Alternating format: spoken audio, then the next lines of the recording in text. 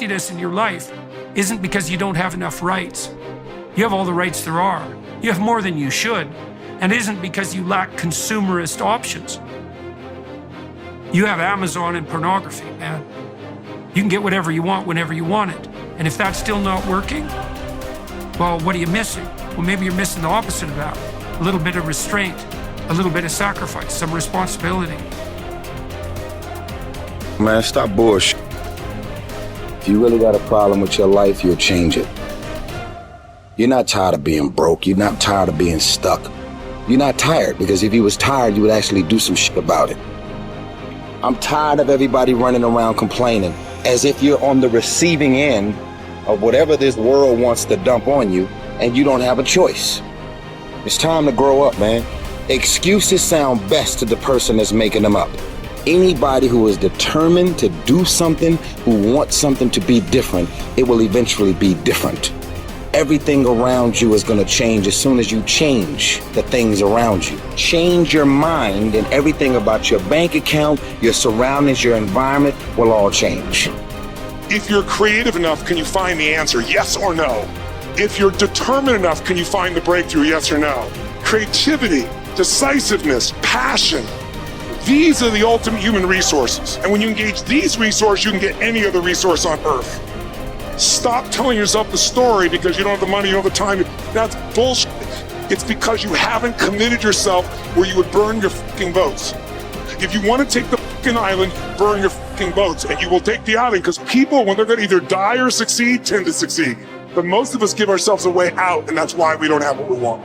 Put yourself in a position where you can't retreat, where it's do or die, sink or swim. Here's what you'll find out. You'll develop incredible swimming skills. You'll find yourself stroking unlike you've ever seen before. Through the inspiration of desperation, you'll become more creative than ever before. Throw your whole self into it.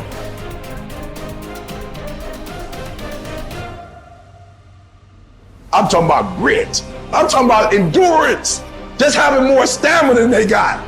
In order to get to the next level, you gotta sacrifice. You gotta take risks. You gotta be willing to do by faith whatever you're asked to do. Listen to me, there are no shortcuts to success.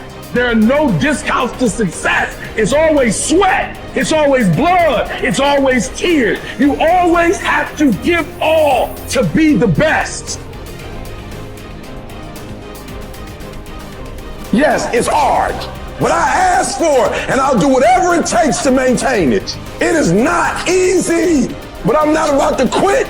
I'm not about to give up.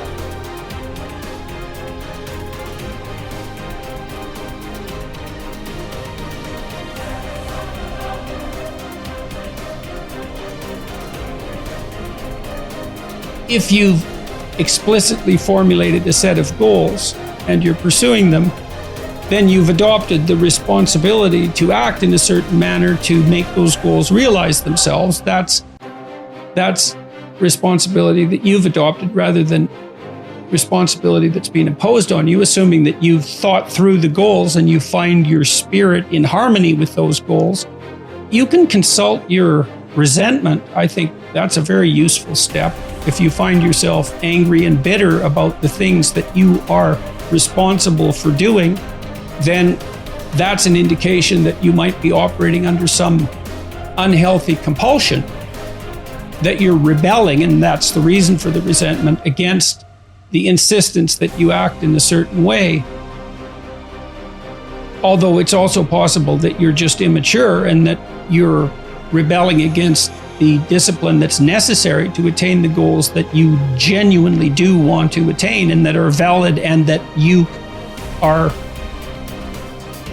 actively engaged in constructing. So you have to get that straight, and some of that's a consequence of thought, and again, some of that's a consequence of discussion with other people with whom you're intimate enough to have a conversation like that, and perhaps they have conversations about similar things with you if you're fortunate. At the end of God's creation, describing how order emerges from chaos, or being from potential, there's this strange line, which is probably the most important line that's ever been written in our culture, at the basis of our culture. And that is that men and women are made in the image of God. And what does that mean? Well, if God is that which confronts potential with truth and courage and makes what's good out of potential, that seems to indicate that we have the same faculty. Like on a smaller scale, we're not omniscient, but we're not bloody well nothing. You know, our conscious is integrally tied into the structure of being in some manner we don't understand. And it certainly is the case that we take what isn't and turn it into what is. That's something, man. That's quite the trick we've been able to manage. And so we're made in that image. And so what are we supposed to do? Well, that's what we're supposed to do.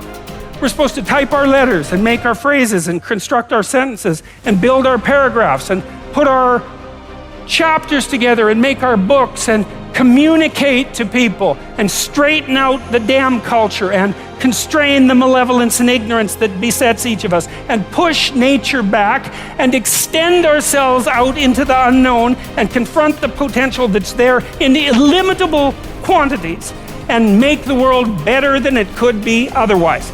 To move it away from hell, and it can certainly become that, and toward heaven to the degree that we can manage that.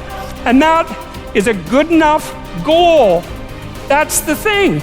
You need something, because your life is tough. It's hard. You need something you need something to get out of bed for and fight for. And that's something, right? To fight, let's say, against hell and for heaven. That's something to fight for. If you want to be convinced about this, like read a little bit about hell. Read the Gulag Archipelago, or read Ordinary Men, or read The Rape of Nanking, or read about what happened in Nazi Germany during Auschwitz and all the catastrophes of the 20th century, and see if you believe in hell, and see if you think, well, maybe not having that happen anymore would be a good idea. And then think about maybe that's something you could contribute to. And then it wouldn't have to happen anymore. And that would be a good thing, and God only knows what great things we could manage under such conditions. We're becoming incredibly technologically powerful. And what would it be like if we became equally wise?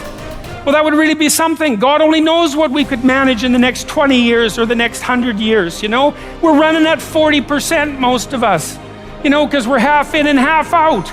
And it's not surprising, because life is difficult. It's like, well, what if you were 90% in? Or 95% in, or all in, because you're all in anyways, right? It's a life and death game. No one gets out of this. Everyone dies. You might as well commit yourself.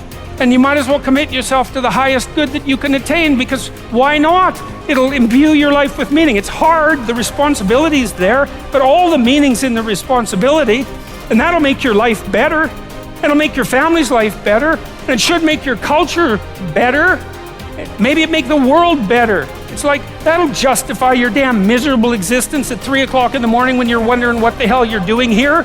And that's a good thing, because there's going to be days when you're aching and tired and sore, and there's people in your family that are sick, and you're cynical and bitter, and you need a reason to get up, and you think, yeah, well, a little more heaven and a little less hell, maybe I can pull that off today and tomorrow and next week. And that's worth struggling forward for. A man who becomes conscious of the responsibility he bears toward a human being who affectionately waits for him, or to an unfinished work, will never be able to throw away his life. He knows the why for his existence and will be able to bear almost any how. By declaring that man is responsible and must actualize the potential meaning of his life. I wish to stress that the true meaning of life is to be discovered in the world rather than within man or his own psyche, as though it were a closed system. I have found this constitutive characteristic the self-transcendence of human existence.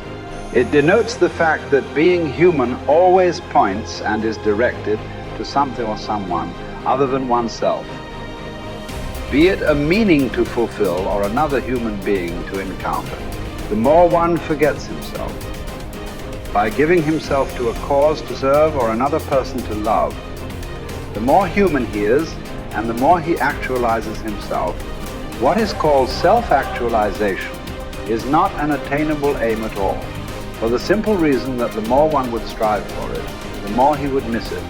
In other words, self-actualization is possible only as a side effect of self-transcendence. A human being is not one thing among others. Things determine each other, but man is ultimately self-determining what he becomes within the limits of endowment and environment. He has made out of himself. In the concentration camps, for example, in this living laboratory and on this testing ground, we watched and witnessed some of our comrades behave like swine, while others behaved like saints. Man has both potentialities within himself. Which one is actualized depends on decisions, but not on conditions. What is demanded of man is not, as some existential philosophers teach, to endure the meaninglessness of life, but rather to bear his incapacity to grasp its unconditional meaningfulness in rational terms. To be sure, man's search for meaning may arouse inner tension rather than inner equilibrium. However, precisely such tension is an indispensable prerequisite of mental health. There is nothing in the world, I venture to say, that would so effectively help one to survive even the worst conditions as the knowledge that there is a meaning in one's life. There is much wisdom in the words of Nietzsche. He who has a why to live for can bear almost any how. What was really needed was a fundamental change in our attitude toward life. We had to learn ourselves, and furthermore, we had to teach the despairing men that it did not really matter what we expected from life, but rather what life expected from us. We needed to stop asking about the meaning of life, and instead to think of ourselves as those who were being questioned by life daily and hourly. Our answer must consist not in talk and meditation, but in right action and in right conduct. Life ultimately means taking the responsibility to find the right answer to its problems and to fulfill the tasks which it constantly sets for each individual. These tasks, and therefore the meaning of life, differ from man to man and from moment to moment. Thus, it is impossible to define the meaning of life in a general way. Questions about the meaning of life can never be answered by sweeping statements. Life does not mean something vague, but something very real and concrete, just as life's tasks are also very real and concrete. They form man's destiny, which is different and unique for each individual. No man and no destiny can be compared with any other man or any other destiny. No situation repeats itself, and each situation calls for a different response. Sometimes the situation in which a man finds himself may require him to shape his own fate by action. At other times, it is more advantageous for him to make use of an opportunity for contemplation and to realize assets in this way. Sometimes man may be required simply to accept fate, to bear his cross. Every situation is distinguished by its uniqueness, and there is always only one right answer to the problem posed by the situation at hand. When a man finds that it is his destiny to suffer, he will have to accept his suffering as his task, his single and unique task. He will have to acknowledge the fact that even in suffering, he is unique and alone in the universe. No one can relieve him of his suffering or suffer in his place. His unique opportunity lies in the way in which he bears his burden.